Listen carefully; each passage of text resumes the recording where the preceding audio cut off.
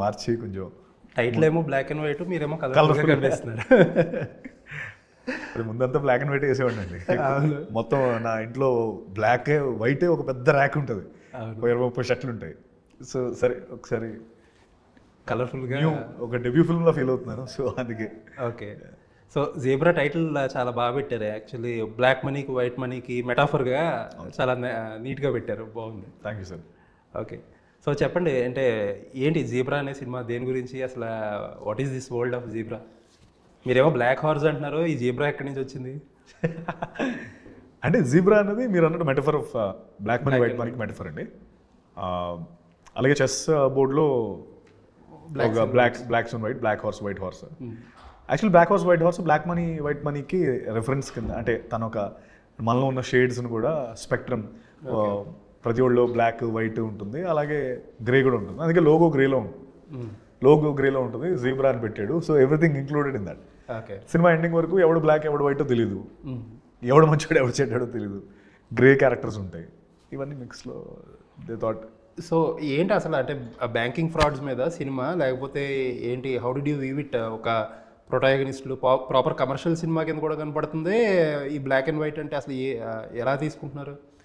Definitely అండి. అంటే ఒక చిన్న ట్రాన్సాక్షన్ ఎర్రర్ వల్ల సూర్య వరల్డ్, అంటే నేను ఒక బ్యాంకర్ని, రిలేషన్షిప్ మేనేజర్ని, అది వచ్చి ఒక గ్యాంగ్స్టర్, ఒక డాన్. తను ఒక చిన్న ఎర్రర్ వల్ల 2 వరల్డ్స్ కొలైడ్ అవుతాయి. ఓకే. అందులోకి సూర్య పుల్ అవుతాడు. 9 to 5 జాబ్ చేసుకునేవాడు, సంబంధం లేని ఒక ఇష్యూలో ఇరుక్కుంటాడు. ఓకే. ఇప్పుడు అందులోంచి బయటికి రావడానికి వీడికున్న శక్తి సరిపోదు. సో వీడికి ఇప్పుడు ఒక టీం ఉంటుంది. వీడు సత్య అకల, అదే సత్యకళ అండ్ రేవాను శంకర్ ఒక టీము, అలాగే బాబా సత్యరాజ్ గారు, వీళ్ళందరూ హెల్ప్తో అసలు ఏం చేశాడు, ఆ వరల్డ్ని ఎలా ఢీకొన్నాడు. అంటే ప్రాబ్లీ మనీ రికవరీగా ఇదంతానే? యాక్చువల్లీ రెస్పెక్ట్ కోసం సార్. ఓకే. రెస్పెక్ట్ రికవరీ అనుకోండి. అంటే ఇది మోర్ ఇంపార్టెంట్లీ డబ్బు చుట్టూ తిరిగేది, but respect is the ultimate currency అని ఒక డైలాగ్ ఉంటుంది మా సినిమాలో. Okay. Respect is the ultimate currency అని ఒక చిన్న ఈగో ఇష్యూ కూడా దాంట్లో రన్ అవుతూ ఉంటుంది.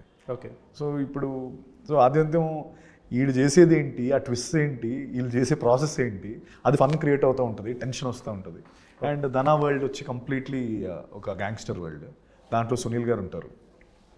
అండ్ సో ఆ వరల్డ్ ఈ వరల్డ్ కొలైడ్ అయినప్పుడు జరిగే okay. So event based film. సినిమాలో వీళ్ళ సత్యరాజ్ గారు కానీ లేకపోతే సునీల్ గారు కానీ వీళ్ళ గెటప్స్ చూస్తుంటే కొంచెం తమిళ్ ఫ్లేవర్ ఎక్కువగా తమిళ్లో వాడే ఎటైర్ కనిపించింది. ఇంటెన్షనల్గా చేశారు అది, ఆ ఫ్లేవర్ కనిపించడానికి. అంటే ఆ లుంగీస్ కొంచెం ఫ్లాషీగా, ఆర్నమెంట్స్ ఇవన్నీ కొంచెం. సత్యరాజ్ గారి క్యారెక్టర్ అంటే తనది ఒక చిన్న సైజ్ డానే సార్. తను అంటే ఫుల్ ఎంటర్టైన్మెంట్ క్యారెక్టర్, చూడగానే కొంచెం మనకు కనెక్ట్ అవ్వడానికి వాడుంటారు తప్ప. అంటే అండ్ సునీల్ది ఫ్లాంబాయింట్ కంప్లీట్లీ, ఒక ఆల్మోస్ట్ లైక్, అంటే రిఫరెన్స్ వచ్చి విజయమాల్యా అనుకుంటే. ఓకే. సో ఆ స్పేస్లో ఉన్నదండి. అంటే దానికి అంటే తమిళ్ కాకుండా మోర్ ఇంపార్టెంట్లీ రిప్రజెంటేషన్లోనే. అంటే ఇప్పుడు అది మాస్, ఇప్పుడు లుంగి తీసి టప్ అని కట్టి ఒక ఏదో ఫైట్ సీక్వెన్స్ ఉంటుంది, ఇప్పుడు దానికి ఒక లుంగి ఉంటే మాస్ కదా. ఓకే. సో అలా